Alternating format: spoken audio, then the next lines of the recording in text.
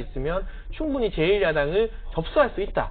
이렇게 바라보고 있는 것 같아서 이 국면의 선택권은 역시나 아직은 윤석열 전 총장에게 있는 계속 거고요. 메시지 얘기를 했잖아요. 메시지를 하는데 두 사람이 이거 발신이 제대로 되는 겁니까? 글쎄요, 일단은 김종인 전 위원장 측에서 발신을 계속 하고 있는데 윤석열 전 총장 같은 경우는 언론 보도라든가 일십 아닙니까 혹시? 예를 들면 뭐 수신거부 아닙니까? 이런 수신거부. 시사 프로그램이나 유튜브도 참 즐겨 본다고 하더라고요. 측근들에 의하면 다 듣고는 있을 겁니다. 그런데 아직까지 현재 답변은 안 단계에서 한다는 거죠. 현재 단계에서 직접적인 교감이 있지는 않을 것이다. 아하. 예를 들면 이런 메시지에 대해서 잘 듣고 있습니다. 제가 고민하겠습니다. 정도인 것이지. 예를 들면 뭐 적극적으로 김종인 전 위원장과 힘이 말을 맞춰놓고 뭐 선거 전부터 뭔가를 했다. 저는 그 전망에는 동의하지 않습니다. 그러니까 우리 소위 말해서 채팅창에 보면 일이 없어지긴 없어졌는데 네. 답은 없다. 이렇게 잘 읽었습니다. 잘 읽었습니다. 그 정도.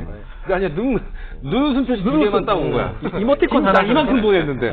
근데 일각에서는 무슨 재보궐선거 이전부터 말을 맞췄을 것이다 이런 전망도 하잖아요. 네. 저 그건 틀린 전망이라고 틀린 것이다. 생각합니다. 자, 그러면 두 분한테 물어볼게요. 자, 윤석열 전 총장, 마크롱 된다 안 된다?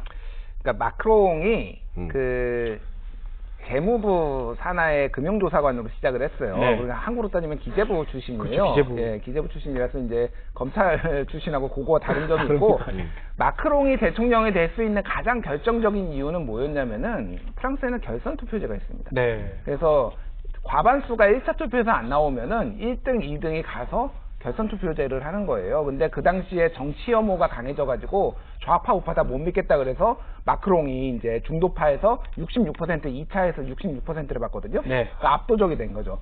자, 근데 한국은 결선 투표제가 없어요. 그 대신에 단일화를 거쳐야 됩니다. 그렇죠. 그러니까 단일화를 이번 그 서울시장 보궐선거에서도 봤듯이 뭐냐면은 끌려가는 힘이 있어요. 제1야당한테. 뭐 야당하고 하게 한다라고 하면은. 그러니까 결국은 앞서 나가던 안철수 대표가 오세훈 후보한테 이제 졌잖아요.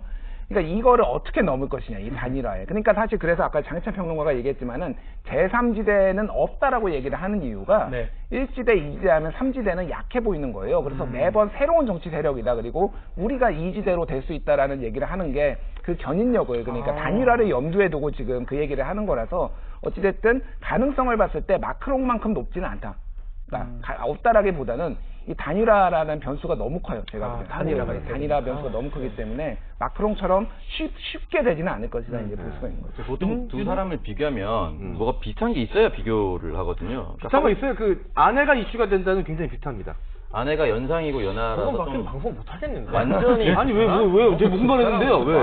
아내가 무슨 문제가 있습니까? 저도 다 했는데. 저 문제란 말은 본인이 하셨어요. 저 이슈라고 했습니다. 문제란 표현 쓰지 않았어요. 문제란 표현 쓰지 않았어요. 문제란 표현 당신이 있었어 이 양반아. 뭐 저번에 다 했는데. 이 양반이 무슨 문제가 있다고 말이야. 막말을 하네. 알겠지, 문제가 있어. 문제란 표현은 쓰지 않았어요. 이슈라는 아내가 하여튼 눈에 띈다. 이렇게 얘기하겠습니다. 근데 어쨌든 뭐 하고 싶은 말 하신 것 같아요. 네. 그냥 뭐 이제 마크롱이랑 뭔가 비슷한 게 있어야 비슷하다라고 얘기를 할 수가 있는데 하나도 비슷한 게 없습니다. 전혀 비슷한 게 없고요.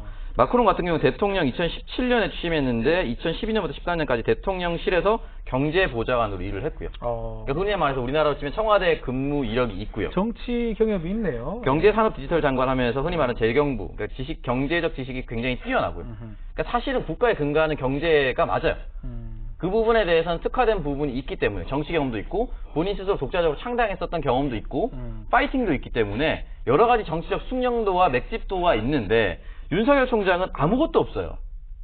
그러니까 이 부분에 있어서 비교할 거면 비슷한 사람으로 비교를 해야 되는데 전혀 비교 대상은 전혀 되지 않는다. 그러니까 뭐 마크롱이 신승을 했고 떠오른 혜성이 갑자기 대통령이 됐다. 이렇게 해서 그냥 비교한 것 같은데 닮은 점은 사실 하나도 없습니다. 저는 동의하기 힘들고요. 사실 윤석열 전 총장의 정치적 맷집은 검찰총장 임명돼서 조국 사태 발발 이후에 1년 넘게 계속 두들겨 맞았는데 무너지지 않았던 그 분야에서 이제까지 역대 어느 제3후보 신생 후보와는 다른 맷집이 검증이 되었다. 맞습니다. 그런 부분은 마크롱과도 비슷한 부분이고 뭐 이제 기재부 출신이냐 검찰 출신이냐의 차이는 있겠지만 검찰 출신으로 사회에 굉장히 다양한 문제에 깊숙이 발을 들이면서 조사하는 과정에서 그 식견을 얻었을 것이다라는 생각을 하고 있고 가장 결정적인 공통점은 마크롱을 선택했던 프랑스 국민들이나 지금 윤석열 전 총장을 지지하는 대한민국 국민들이나 거대 양당에 실망했다는 거죠. 그래서 새로운 인물이 나와서 한번 쓰러졌으면 좋겠다는 건데 마크롱 앙마르슈가 사회당과 공화당 전체의 몰락을 가져온 것처럼